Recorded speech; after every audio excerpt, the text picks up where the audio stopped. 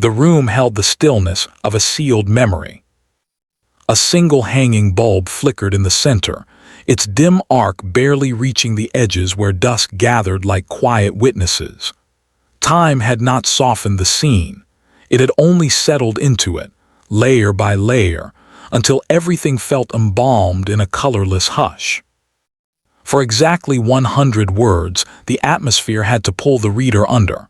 And it did, through a doorway that groaned with age, through air that tasted like old paper and colder intent, through silence that had not been disturbed since the winter evening when a life had been taken and the truth slipped into the cracks. Her name had been Elira Vance, age 27, a local archivist known for her precise work and solitary habits. Elira, a name that once sounded bright in the university halls where she cataloged historical manuscripts, now existed only in the brittle files sealed in a gray evidence box. She had been found on the floor of this abandoned mill office in northwestern Michigan, the year 1979, a winter month the color of washed-out steel. The cause was blunt trauma, precise and deliberate, delivered with a calmness that suggested the offender had not been hurried. No signs of struggle, no forced entry, no missing valuables, just a woman lying on a cold floor, her day ending without warning. For decades, the case sat unresolved. Every year it gathered a new layer of dust, as if time itself tried to hide what had happened. The mill had long since shut down, its walls weathered but stubbornly standing, a reminder of industries once alive. People passed it without looking, the way one avoids an old pain. Now the investigator, Daniel Rourke, stepped back into the forgotten room. The floor creaked lightly under his boots, as if objecting to a living presence intruding upon a space built to hold only memory. He paused near the center, letting his eyes adjust to the dimness and tracing the outline where Elira's body had once rested. He remembered the photo well, her hand curled near her collar, her hair fanned slightly from where she had fallen. A quiet end, but not a peaceful one.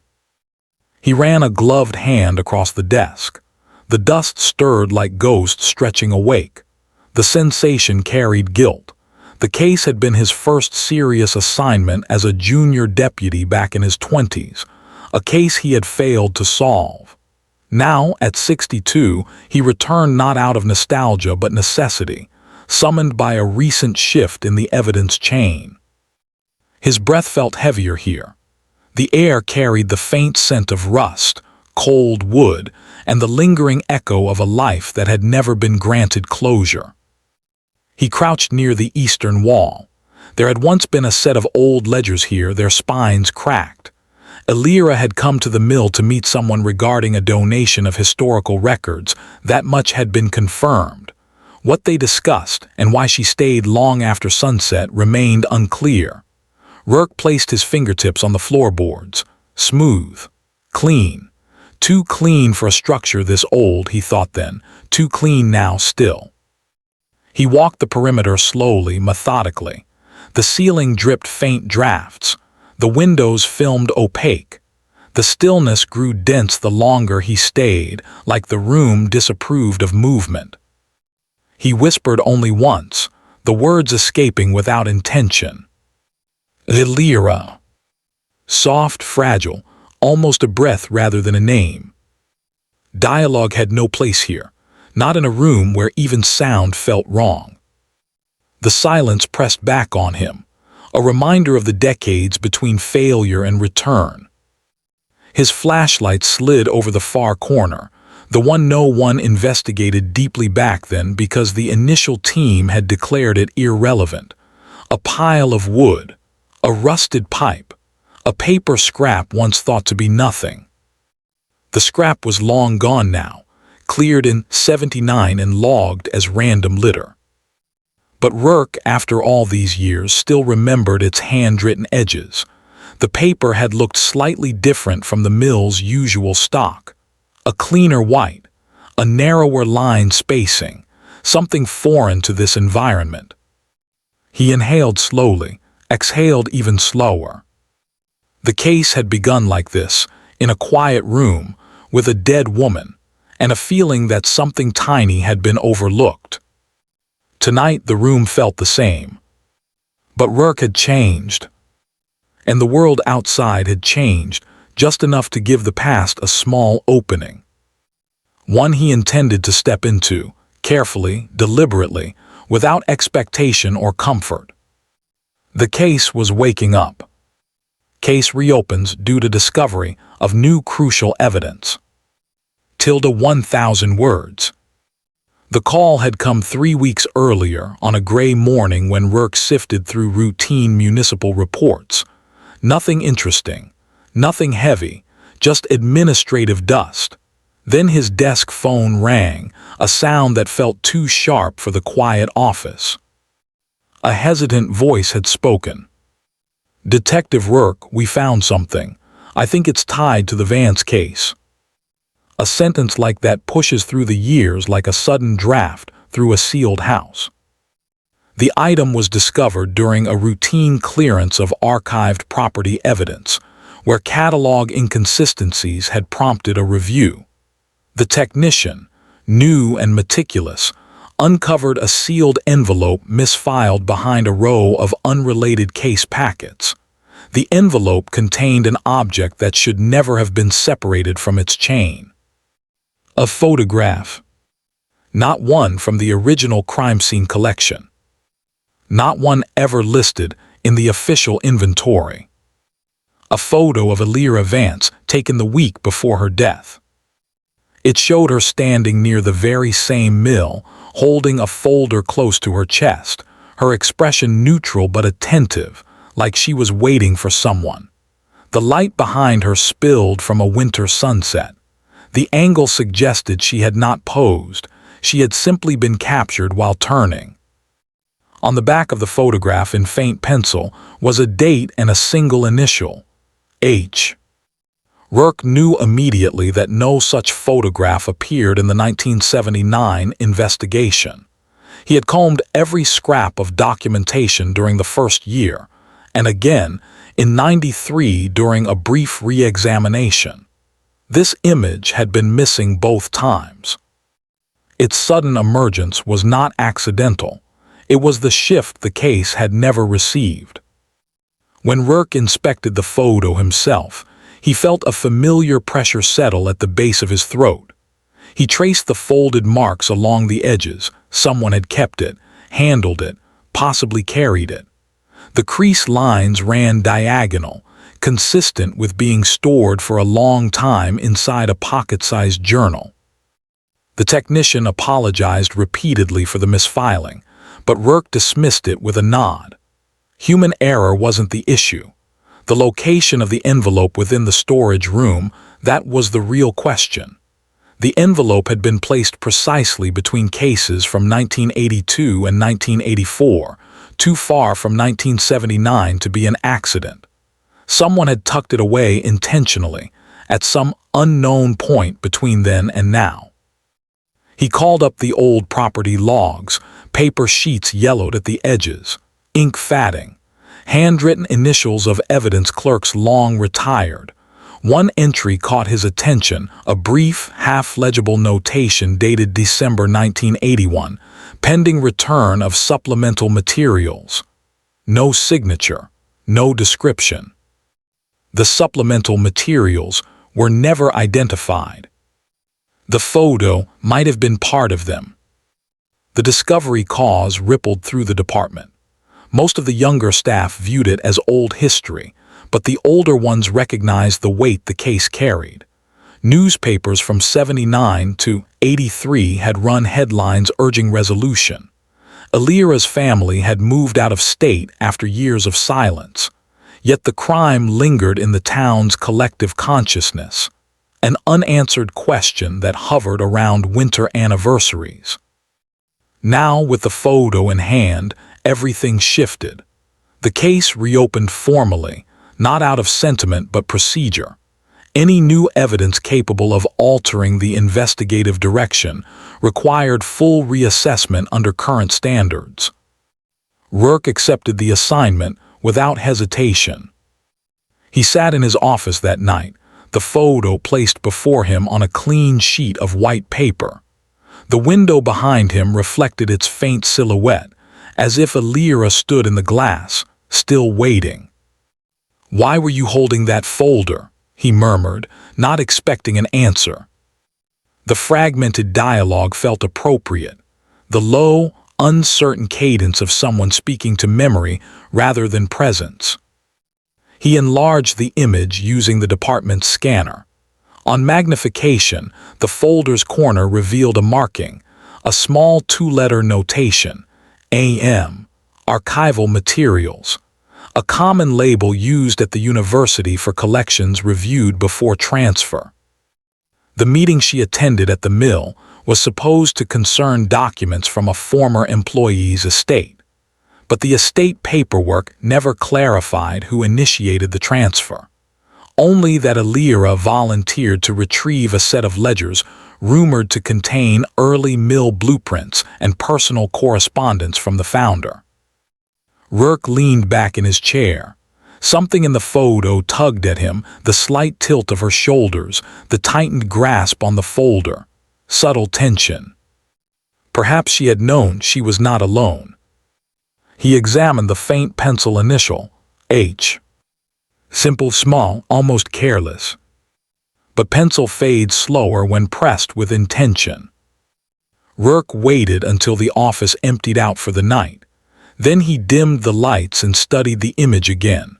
The presence of the photograph meant someone had watched her, possibly followed her, or kept something from her final days hidden until now. Something logical, simple, devastatingly small. Something that had been missed. The reopening was not just procedural. It was necessary. And it placed Rourke back where he never expected to be, face to face with the case that had shaped his career more by absence of resolution than by presence of truth. Investigator examines past reports to identify overlooked details. 1,000 words. Rourke slid the old case file onto the metal desk in the archive review room. The folder felt heavier than its contents justified, as if weight could accumulate from the years it remained unanswered. Fluorescent lights hummed above, steady and cold. A faint scent of aging paper drifted from the open box. He began with the original sequence of events. January 17, 1979.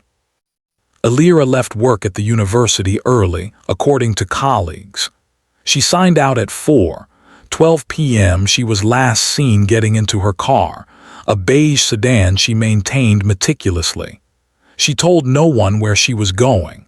Her routine held a quiet consistency, so the lack of explanation slipped past most people. The mill was located 12 miles north, near a frozen creek. She was found there at 7:46 p.m. by a retired machinist who noticed her car parked at an odd angle. Rourke read the statements again. Line by line. Word by word. The phrasing from a 1979 witness caught his attention this time. She stood near the door like she was waiting for someone to come out. In the original investigation, the statement had been noted but not emphasized. The assumption was that Elira was waiting for the property donor, but no clear record existed of who that donor was. The estate paperwork referenced a relative, but no interviews were ever completed because the relative moved away before contact.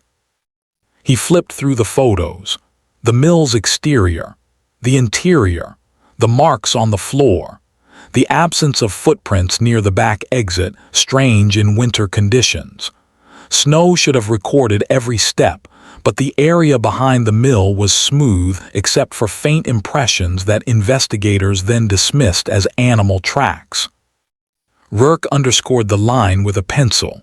He recalled that year the snow had been light that week. Still, even light snow records patterns. A detail overlooked. He checked the maintenance logs from the mill dated years before the murder. The building had a rear utility door rarely used, one that opened directly into a narrow corridor behind the office. If someone wanted to avoid detection from the road, they could enter through that route. He paused. The air felt heavier for a moment. Another overlooked line appeared in the reports. A retired bookkeeper from the mill mentioned that the founder kept personal letters not for public eyes. Letters stored in a small lockbox attached to his private desk drawer. The box was never recovered. Elira came for ledgers, not for letters. But the letters might have been inside the folder marked AM. Then he opened the autopsy summary.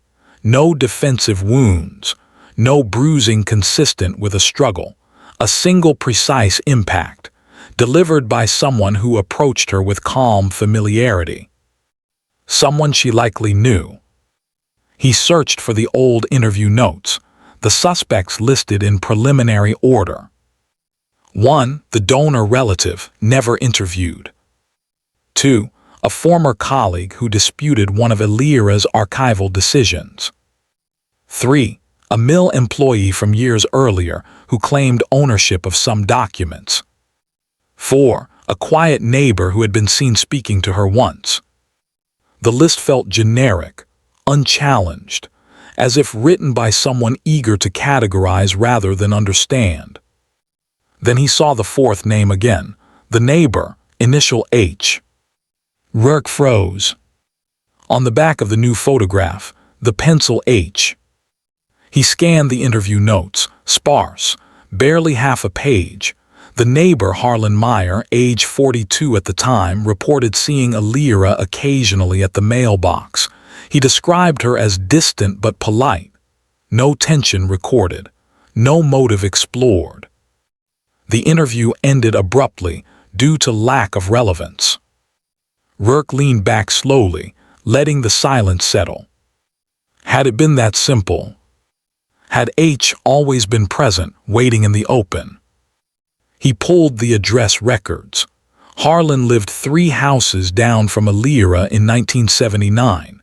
He worked part-time for the county records office, a detail Rourke had forgotten. A man with access to paper. A man familiar with initials. A man overlooked because he seemed quiet, harmless, peripheral. He exhaled, long and steady. Not a coincidence. Never a coincidence. Logic pattern, small missteps. The file remained open in front of him, its pages lifting slightly as if stirred by an unseen draft. Rourke circled the name once, then twice. Then he whispered to the empty room. "We missed you." The hum of fluorescent lights continued, emotionless, mechanical. But something human pressed through, a weight of guilt, the echo of decades lost, the fragile hope that perhaps, finally, the truth had begun to surface. Morning settled over the review office in a pale, winter tone. Rourke spread the suspect charts across the long metal table, each page curling upward at the corners as if resisting exposure. The old case had gathered many possible paths 40 years ago, but each path had been walked only halfway before being abandoned. Now, he approached them again with a practiced quiet, like someone stepping through a field where the ground still remembers the last set of footprints. He started with the individuals originally examined in 1979, but he layered them with what he now understood, the overlooked tensions, the restrained motives, the silences between facts. Suspect 1, Leonard Hale. The estranged relative from whom the mill documents were said to originate. A man who inherited fragments of the founder's estate but never showed interest in historical donations. His alibi from the night of Elira's death was a receipt from a diner 2 towns over. The receipt time matched precisely, yet something always felt too careful about it, as if the evidence had been arranged neatly to avoid complication. Leonard had moved away shortly after the murder, leaving no forwarding address for years. When investigators finally located him in the mid-80s, he claimed he barely remembered the estate dispute. Rourke reviewed the old interview transcript. The tone was indifferent, detached, but no direct ties to Elira, no shared routines, no documented tension. The motive remained paper-thin. Financial inheritance disputes rarely aligned with this level of quiet precision. Suspect 2, Marissa Greer, a colleague of Elira's at the university archives, a person with sharp attention to detail, known for disagreeing with Elira over cataloging methods. Their tension had been professional, not personal, though the old notes suggested Marissa held a quiet frustration toward Elira's preference for solitary work. Marissa's alibi placed her at a community lecture the evening of the crime. The sign-in sheet included her name, written in a tight, hurried script. Rourke stared at the handwriting sample. Something about it looked uneven, almost like someone signing in while distracted. He had no proof then, no proof now, but the lack of motive kept Marissa low on his list. Irritation was not enough. Quiet rivalry even less. Suspect 3, Thomas Cullen, a former mill employee, 72 at the time of his first interview and long retired by 79. He had insisted the documents belonged to the mill workers, not the founder's estate. He believed the letters contained personal statements that would complicate old stories. He provided vague comments but nothing verifiable. His alibi had been his daughter. She stated he was home sick that night. No evidence contradicted it. Cullen had a history of defensive behavior, especially around legacy and record-keeping. But he lacked mobility then, lacked strength, and lacked proximity to Elira. Rourke listed him again but marked the margin with a thin line, not eliminated but faded. Suspect 4, Harlan Meyer, the neighbor, the quiet presence, the initial H. His name appeared simple on the page, unassuming, but every detail around it pulsed with new emphasis. Rourke paused there. Harlan had been 42 in 1979, a county records clerk, mild-mannered, a person who lived with a predictable routine, work, return home, occasional gardening, solitary dinners. He had spoken to Elira a handful of times, polite interactions, never extended. No one linked them beyond proximity. His alibi stated he had been home reading the night of the murder. A soft alibi, unverified but accepted at the time because he lacked a clear motive. Rourke placed his hand on the page. The photograph, the initial on the back, the misfiled envelope, all small, quiet details. Harlan worked in records. He knew cataloging systems. He understood how to misfile one envelope among hundreds, just enough to bury it. He moved on, preparing to re-examine every name. Then he added a new suspect category, unidentified second party. Someone involved in transferring documents from the estate. Someone who arranged Elira's visit. Someone who knew she would be alone. But the interviews from that era held little. The estate executor had moved out of state shortly after the transfer notice. No recorded statement. Another gap. Rourke stepped back from the table. The board of suspects looked like an old puzzle with missing corners. Each face carried different lines of possibility, yet none felt fully aligned with the logic of the new evidence. And then something small shifted in his mind. The pencil initial H was not written with the style of a signature. It was written with the form of a filing marker. Simple, quick, not intended as identification for others, rather intended as a reminder for the writer. Rourke realized that if the person had intended to claim authorship, the initial would likely have been more deliberate, more stylized. Instead, the handwriting resembled the marginal notes used by clerks marking categories or referencing names for future sorting. Someone with a clerk's habits. Someone used to working among records. Someone who would not sign full names casually. He circled Harlan's name once again. He reopened the old transcripts. He noted the hesitations, the quiet phrases, the careful brevity. This suspect list felt different now, less like a broad range of possibilities and more like a narrowing funnel, drawing slowly toward a center point the original investigation had failed to reach. Still, Rourke forced patience. Assumptions cloud judgment. Patterns sharpen only when examined through both tension and calm. The suspects remained on the table, each a potential thread. But only one thread carried the familiar weight of a quiet truth waiting for its reveal. Clues emerged slowly, linking inconsistencies to emotional conflicts. 1,000 words. Rourke returned to the old evidence cabinet, pulling every document, every photo, every overlooked scrap tied to the mill. The air inside the archive room felt dust-thick, like breathing through layers of forgotten winters. He laid out the weather logs, the maintenance records, the unofficial notes scribbled in margins by long-retired deputies. When cases grow cold, they often freeze around the obvious narrative, leaving the small, unglamorous details untouched. He began with a detail many had dismissed, the faint impressions behind the mill, once considered animal tracks. The weather log from that week showed temperatures hovering near freezing, with thin frost forming overnight but melting by afternoon. The impressions lacked the depth of a heavy boot but carried a consistent spacing.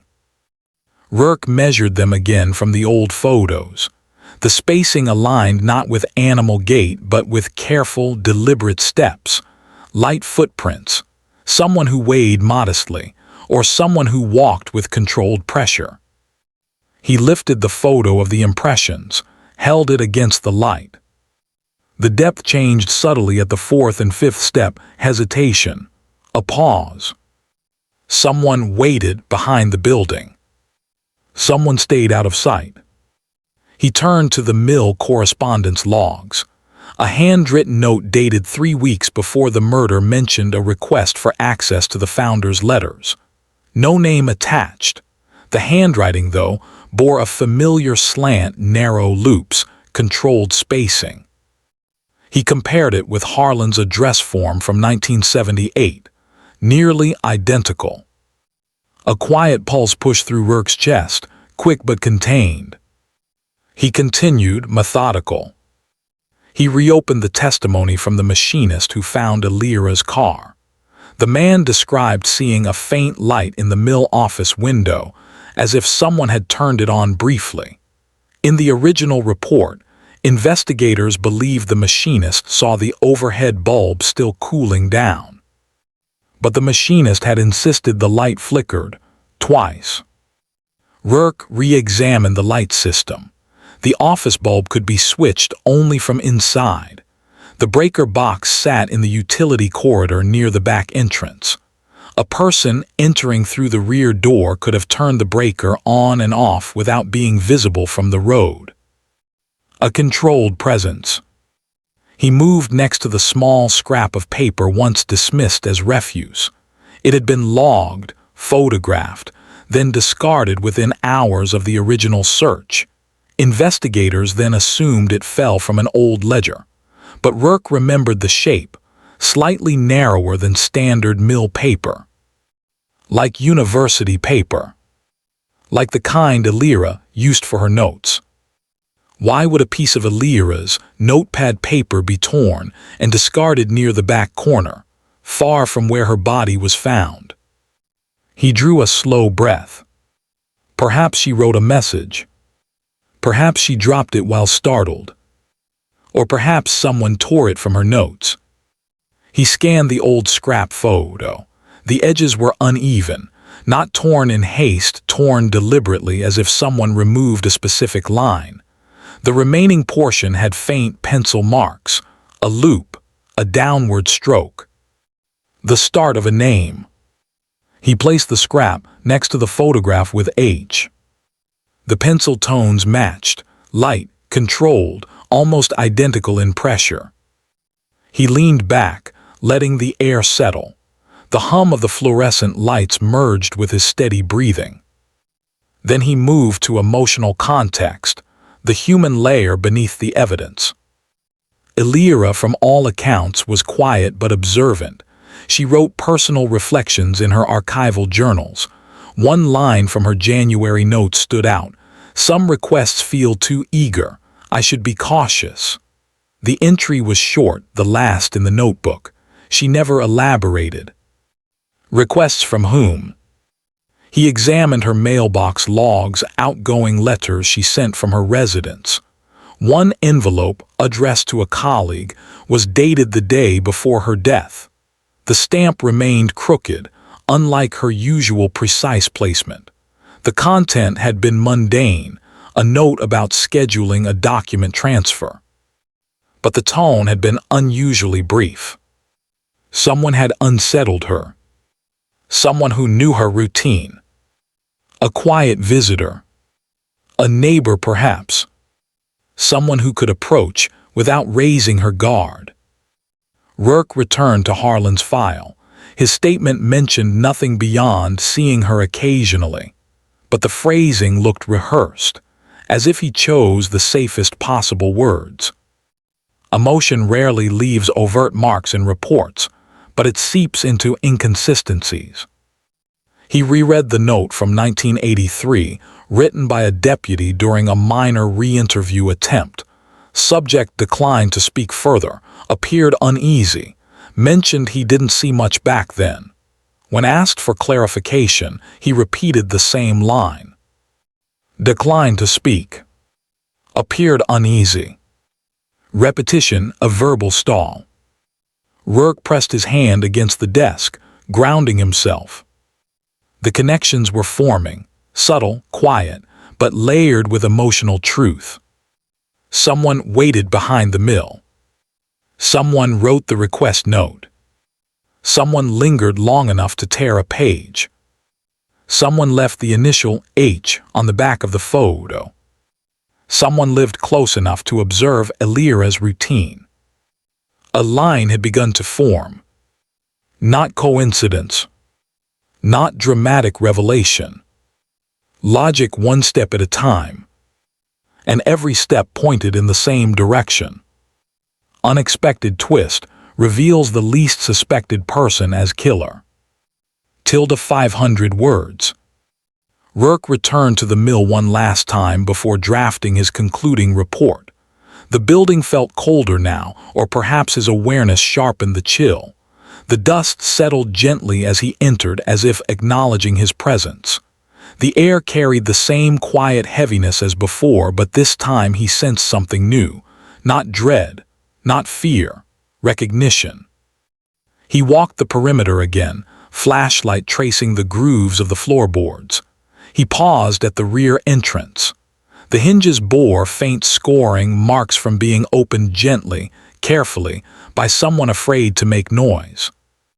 He crouched near the corner where the old scrap was originally found. The dust accumulated differently here, thicker, undisturbed, yet beneath it, faint indentations aligned with the old step pattern he had measured. Someone had stood here, waited here. He imagined the sequence now. Elira entered through the front. The person entered through the rear.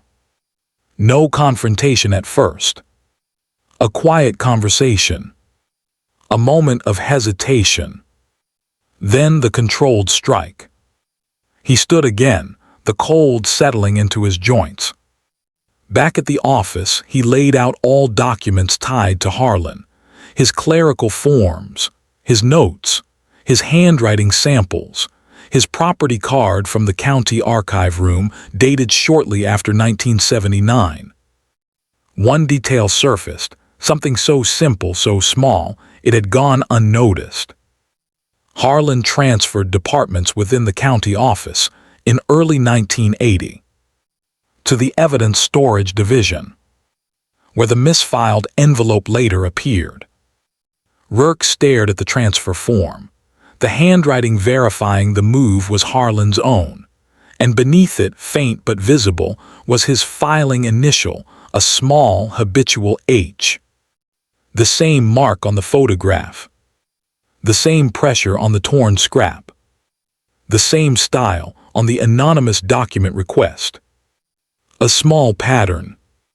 Too quiet to notice then. Devastatingly clear now. Harlan Meyer, the least imposing, the most overlooked, the man who had blended into the fabric of the neighborhood, had been the person behind the silent angles of the case. Not out of passion, not out of grand motive, but out of fixation, a quiet, growing attachment to Elira that never became visible until it was too late. A fixation built on observation, routine, unspoken expectation. When she rejected an uninvited advance, small, subtle, polite, something inside him fractured. He followed her to the mill. He waited. He approached quietly, believing she would listen. She did not. He reacted, not with frenzy, but with the same controlled precision with which he lived his life. It took decades for the small truths to align. But now they had. Not through coincidence. Through logic. Through the quiet persistence of what had always been there. The arrest warrant was signed on a cold afternoon, the kind of day where the sky turned a flat, expressionless gray. Rourke watched the ink dry on the page. Even then, after all the careful reconstruction, all the small details aligning, he felt no triumph. Only a quiet, steady weight, the kind that settles in the chest rather than the shoulders. Justice in cases like these never felt sharp. It arrived muted, like footsteps on snow, leaving a print but hardly making a sound. 2 deputies accompanied him to Harlan's residence. The house looked the same as it had in the old photos from the late 70s. A simple structure with pale siding, neatly swept porch, and shrubs trimmed into measured shapes. Harlan kept order around him, meticulous order, the kind that camouflages deeper currents. When Harlan opened the door, he blinked once, then twice. No resistance, no denial, only a slight pause, a pause that lasted long enough for Rourke to understand that Harlan knew this moment had lived in the edges of his life for decades. Perhaps it waited in the same quiet way he moved through his days. Harlan's voice came as a soft fragment. "I didn't think it would open again." The deputies guided him forward gently, handcuffs clicking with a restrained finality. Harlan didn't flinch. He simply lowered his head, not in defeat but in acceptance. That detail struck Rourke with a sharpness that surprised him.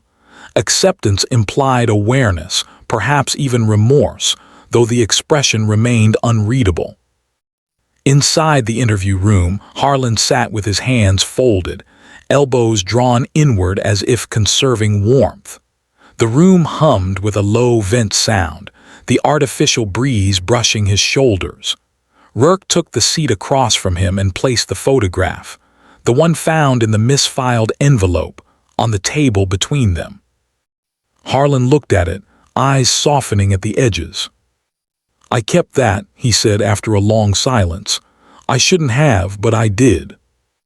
His tone carried no drama, no overt emotion, just quiet acknowledgement.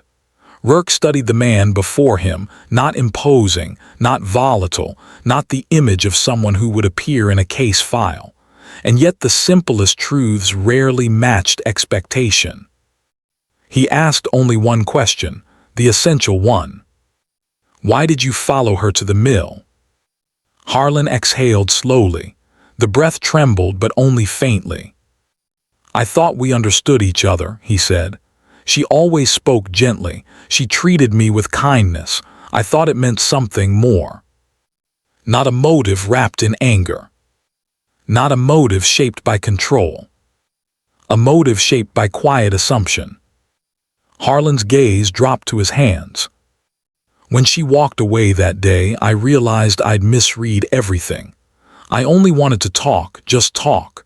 But when she pulled back, I didn't know what to do. I didn't plan anything. It all happened too fast.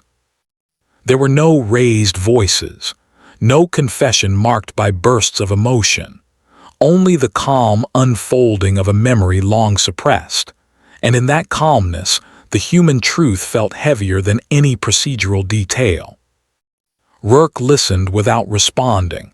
He took notes not because he needed them, but because the action grounded him. The scratch of the pen steadied the air between them.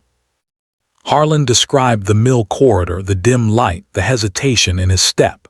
He described standing behind the building, waiting for the right moment to approach, believing she might understand if he just explained himself.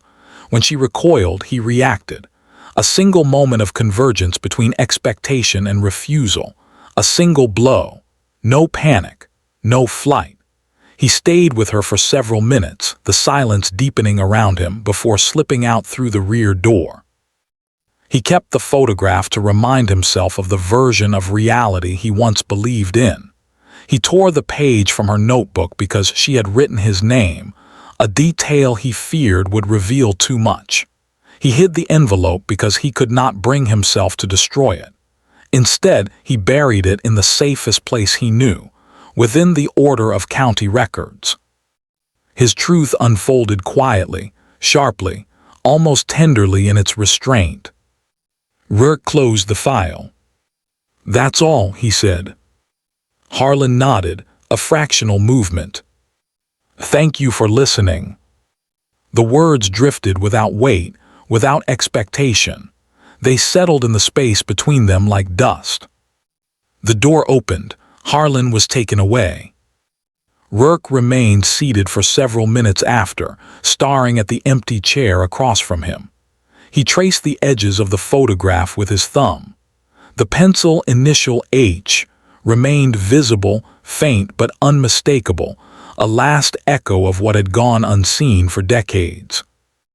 Later that evening, the press gathered outside the precinct. Reporters held microphones close, voices rising with the urgency of breaking news. Rourke stepped out briefly but offered no elaborate statement, only the essentials. A suspect has been taken into custody for the 1979 Vance case. Evidence supports the conclusion. Further proceedings will follow. He did not look for applause. He did not wait for response. He returned inside as quietly as he had exited. He spent the rest of the night reviewing the final report. The words came slowly, as though each sentence required careful permission to surface. The facts aligned cleanly in their structure, timelines, evidence trails, forensic correlations. But beneath the structure lived something less measurable. Cases like this one did not resolve neatly. They ended with paperwork, hearings, sentences. Yet human truth rarely traveled in straight lines. It meandered through years, gathering dust, slipping between assumptions. And sometimes it survived in something as small as a pencil initial. Around midnight, Rourke returned to the mill. He had no procedural reason to be there. Only the quiet pull of a place that held the final echo of a life interrupted. The sky hung low, clouds stretched thin. The building loomed ahead, unchanged in its stillness. He stepped inside. The air felt layered with memory. Dust swirled in soft motions. The floorboards responded with muted creaks. The room seemed to recognize him now, as if a final entry had been logged, allowing the atmosphere to shift ever so slightly. He stood at the center where Elira had once fallen. He imagined her final breath lingering in the air, a fragile imprint. The cold pressed around him, patient and unmoving. The mill no longer felt accusing. Only quiet. Only steady. Only what remained when truth, however delayed, finally surfaced. He placed a hand on the splintered desk. The wood smelled faintly of old varnish and time. He let the silence fill the room, not the heavy silence of mystery, but the softened silence of something finally understood. He spoke into the stillness, his voice barely above a whisper. "We didn't forget you." The words carried no ceremony. They carried a simple truth, one that belonged not to the court nor to the public, but to the fragile human thread running beneath the case. On his drive back, snow began to fall in thin, drifting sheets, not heavy enough to obscure the road, just enough to soften the landscape, blurring the edges of fields and trees. As Rourke watched the flakes settle on the windshield, he felt an unexpected shift inside himself. The case was solved. But closure, real closure, was something else entirely. Justice operated in its own mechanical rhythm. It documented, processed, concluded. It followed procedures built over decades. It was efficient, necessary, unyielding. But truth carried humanity in it. It could be fragile. It could be slow. It could be buried beneath years of silence, waiting for the right alignment of attention and memory. And sometimes truth was small, devastatingly small. A handwritten initial, a misplaced envelope, a mistaken assumption, a quiet neighbor who walked lightly enough that no one ever noticed the direction of his steps. Rourke knew this case would linger with him long after the reports were archived, not because of the violence, nor even the delay, but because it reminded him of something he had nearly forgotten. The surface of a story is rarely its entirety. And beneath that surface, beneath habit, routine, silence, there can exist a hidden shape of truth that waits patiently for someone to look again. He parked the car outside his home. The snow darkened the sky above, making the world feel smaller, closer. He turned off the engine and sat there for a moment, allowing the quiet to settle. Elira Vance, archivist, historian, solitary presence, had her truth returned to the world. Too late for comfort, too late for her voice, but not too late for recognition. He closed his eyes briefly, letting the final thought form gently, without force. Sometimes the truth is not loud. Sometimes it is not clear, not immediate. Sometimes it wears the shape of something ordinary, invisible to the hurried eye. But it endures. And when at last it emerges, it does so not with celebration, but with a quiet understanding that beneath every silence lies a story waiting to be seen.